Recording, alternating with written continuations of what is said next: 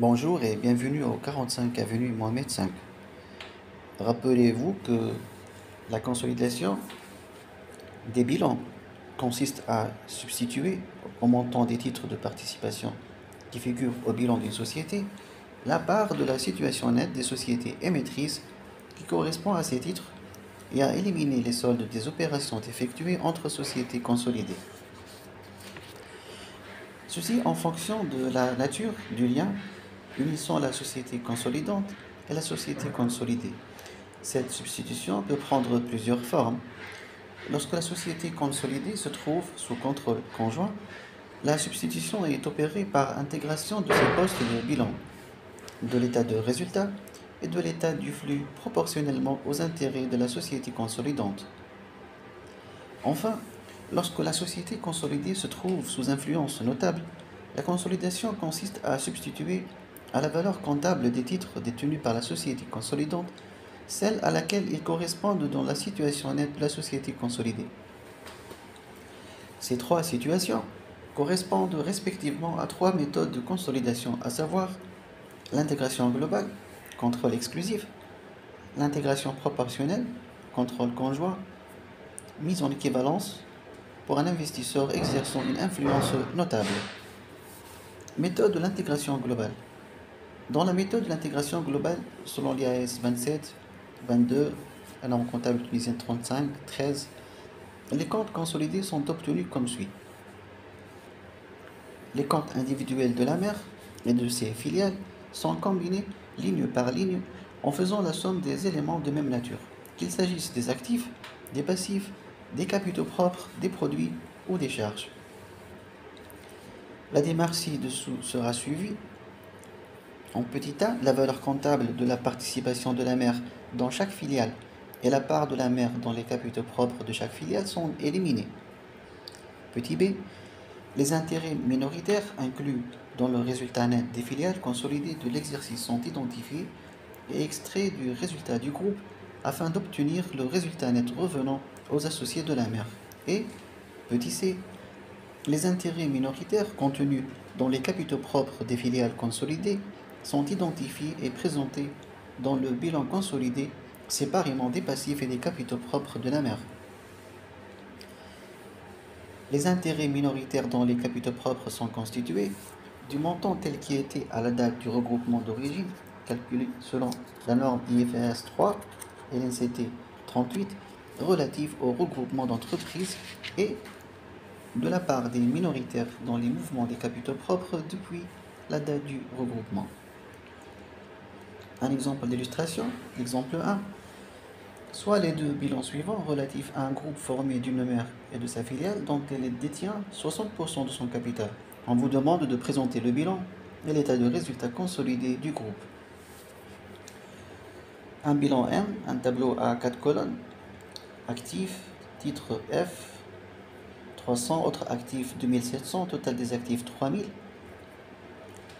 En capitaux propres et passifs, capital social 800, réserve 250, résultat net de l'exercice 150, total des capitaux propres 1200, passif 1800, total des capitaux propres et passifs 3000. Donc emploi égale ressources. Pour le bilan F,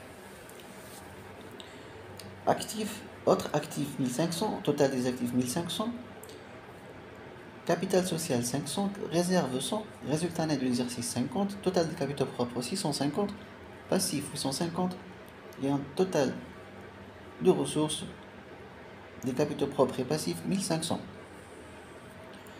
La solution. Il est nécessaire dans une première étape de cumuler les comptes de bilan comme suit. Dans un tableau à 4 colonnes, autres actifs, première colonne, deuxième colonne, capital social, entre parenthèses M, pour dire que c'est la société mère. En quatrième colonne, 800, capital social, entre parenthèses F, la filiale, 500, réserve M, 250, réserve F, 100, résultat M, 150, réserve F, 50, plutôt c'est réserve, c'est résultat F. Total des capitaux, 1850, passif M, 1800, passif F 850. Maintenant, la consolidation des bilans. Il faut calculer les intérêts du groupe et du hors-groupe minoritaire sur les capitaux propres et sur le résultat de la filiale. Quand on additionne le capital social F plus les réserves F, ça donne 500 plus 100, c'est égal à 600. Maintenant, voyons la part du groupe dans le capital social et réserve de la filiale. 600 fois 60%, 360. La part des minoritaires dans le capital social et réserve de la filiale, 600 fois 40%. 40% c'est 100% moins 60%. 240. Résultat F, c'est égal à 50. On lit ça dans le bilan de F. Part du groupe dans le résultat de la filiale. On prend le résultat 50 fois 60%, c'est égal à 30. Part des minoritaires de résultat de la filiale. 50 fois 40%, c'est égal à 20. Et on aura un bilan consolidé du groupe M, un tableau à 4 colonnes.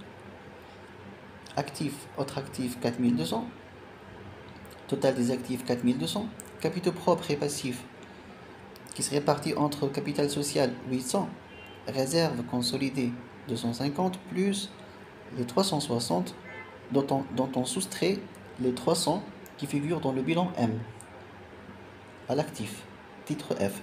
Ça donne 310. Résultat net consolidé.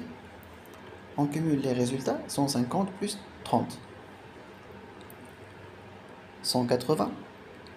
La situation nette consolidée, c'est la sommation des 800 plus 310 plus 180, 1290.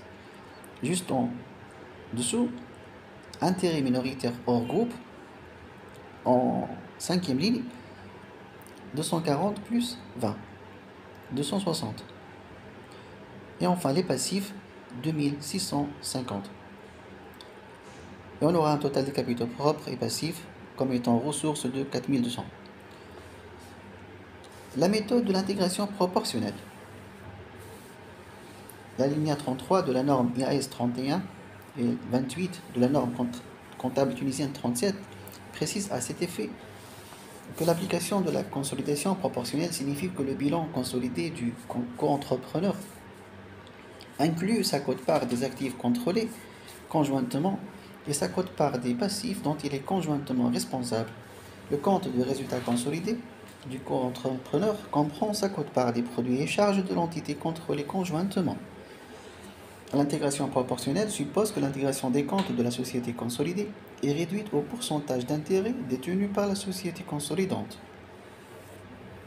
Par ailleurs, et contrairement à la méthode de l'intégration globale, la méthode de l'intégration proportionnelle ne met pas en évidence les intérêts hors groupe. Exemple, c'est l'exemple 1 qui est repris dans la section de l'intégration globale. En admettant cependant que la société F ait été créée sous contrôle conjoint par M et 3 autres sociétés, chacune ayant une participation de 25%. Le bilan de M, actif, titre F125, autres actifs 2875, total des actifs 3000, capital social 800, réserve 250, résultat net de l'exercice 150, total des capitaux propres 1200, passif 1800, total des capitaux propres et passifs 3000 de ressources. Bilan F, actif, autres actifs 1500, total des actifs 1500, capitaux propres et passifs qui se répartit entre capital social de 500, réserve 100, résultat net de l'exercice 50, total des capitaux propres 650, passif 850 pour avoir un total des capitaux propres et passifs de 1500. Un bilan équilibré, emploi égale ressources. Solution. Le bilan consolidé du groupe M. Actif, autres actifs 2875 plus 1500 fois 25%. Total des actifs 3250. Capital social du bilan consolidé du groupe M 800. Réserve consolidée 250 plus 100 fois 25%. Résultat net consolidé 150 plus 50 fois 25%. 162,500. pour avoir une situation nette consolidée de 1237,500. Passif 1800 plus 850 fois 25%, 2012 500. Nous aurons un total des capitaux propres et passifs de 3250. Merci pour votre attention.